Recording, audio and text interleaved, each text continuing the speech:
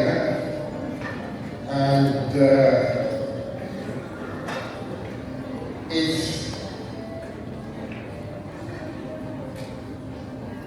I don't know, great to be here after so many years, and to see so many people here. I'm aware of the very great revolution that is taking place in the university, especially you know what I found out in the art faculty, which revolution wasn't there in our days, shows that change is taking place and progress is being made. Maybe I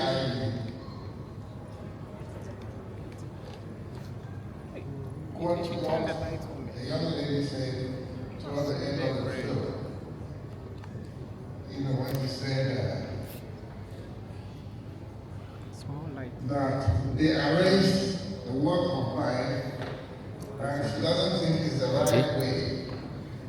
And on that note, I want to say art is not something that has only one way that it can be done. There are as many ways as there are people who do it. It is so I wonder how we are able to judge art.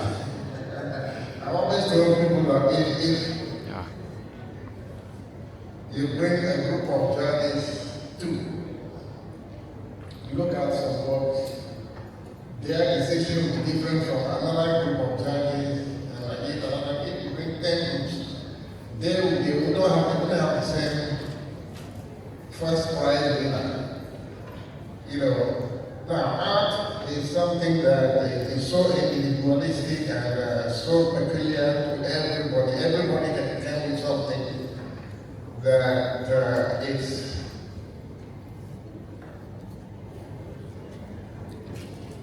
difficult to judge. Now, my trajectory has been one that, with hindsight, just in hindsight now, that look at art as something that, like a human being or a human being, changes with time. As you can see, well, in the film, well, you saw me as a young man, as when I entered the university here, and here now, all gray and kind of tired. I wanted art to be something that replicates that, you know, and the idea started from when I left here and went to teach at Winneba and was looking for what materials to use. And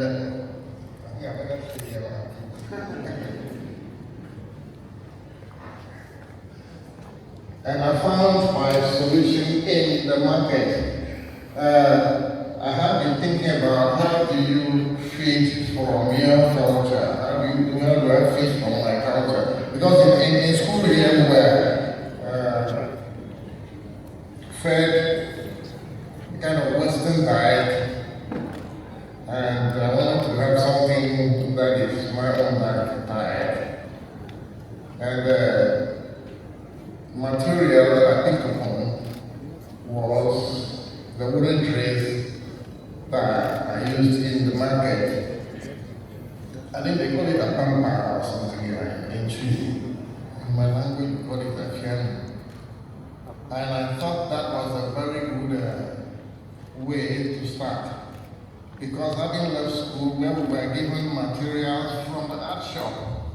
materials like plaster of Paris and the rest, which we couldn't relate to very well. Great material, easy for casting and so many things, but then you couldn't relate to it well. But with the Adaba, it was something right from my culture, from my environment. And the first pieces of work that I think using the Adaba kind of resonated very well with people when I showed them for the first time in an exhibition. And it taught me something that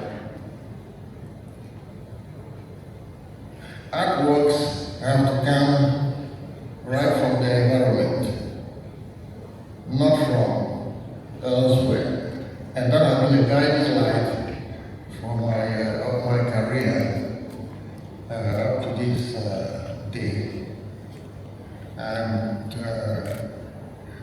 one of the other things that I want to mention about that is the freedom that it engenders, or that is needed in order to do it. You need freedom and some courage.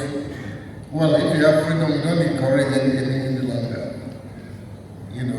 And with freedom, you are going to do so many things that a free person would not do.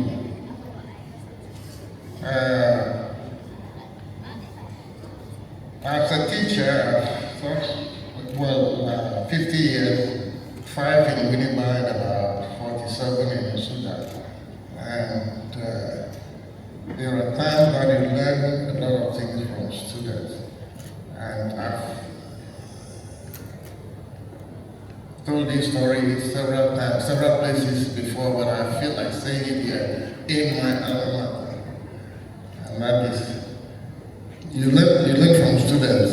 I remember that I gave a question to my sculpture students. The usual question that you will ask students when you meet them for the first time. And tell them about sculpture. And I ask them, what materials can you use for sculpture? And one of them came with the most brilliant answer. And what was his answer? He said, sculpture, all matter is material for sculpture. Whether it is solid, liquid, or gas. Now, as a teacher, it immediately told me a shortfall in the direction we've been giving our students. We've been asking them to work with solid matter only. Now we have water and all kinds of liquid around us. We haven't engaged them seriously. And we have gas in so many forms around us we haven't engaged.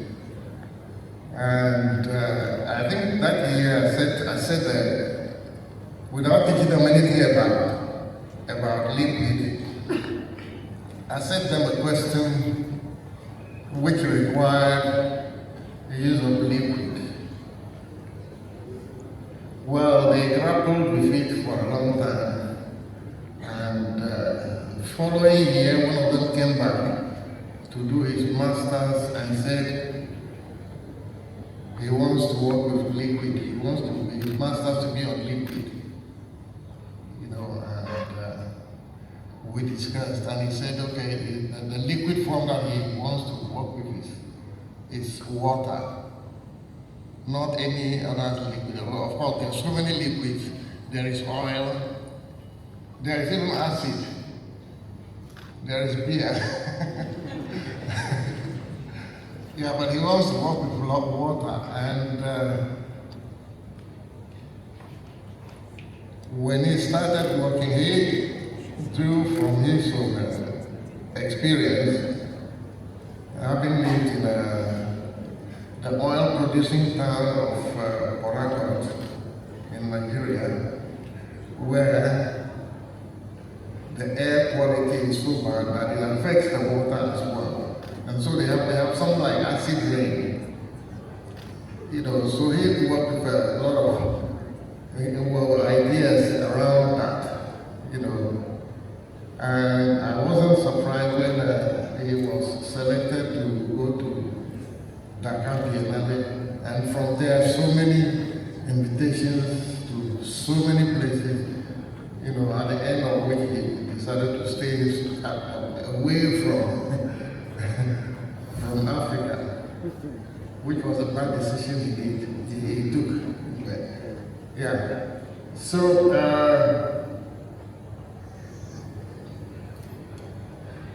the journey in art is so interesting. You know, the first time I saw a work by an artist that was about liquid. You know, he lined up about five clear glasses of what you might think is water, but each of them was, only one of them was water, the rest were so many other things, but they all looked alike. And without any investigation, there was no way you were going to tell them apart. There was oil, of course there was water, there was Sprite, there was acid, and I've forgotten the fifth one. All of them very clear. You know, no color, you can see through them. Now, art is something which teaches us so many things in very unique ways, you know, ways that no other subject, for instance, teaches you about those things. I want to thank you all very much for this opportunity to come and see the place that I started from, and for you to see what I have done. You know, I think the film is a bit too long, but I like the setting that we have two screens. Normally I would have been asleep, but for the fact that I was moving from here to there, kept me awake. So I want to thank the organizers for this brilliant idea, and thank you all.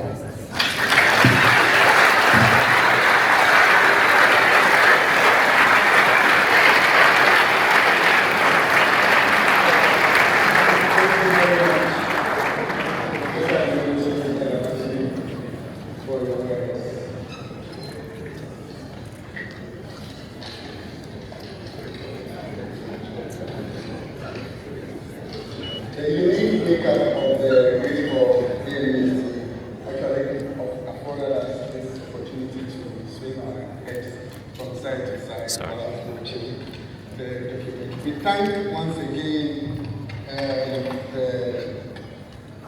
writer, director, producer, Oyiza Adaba, for this wonderful work. Shall we give it up?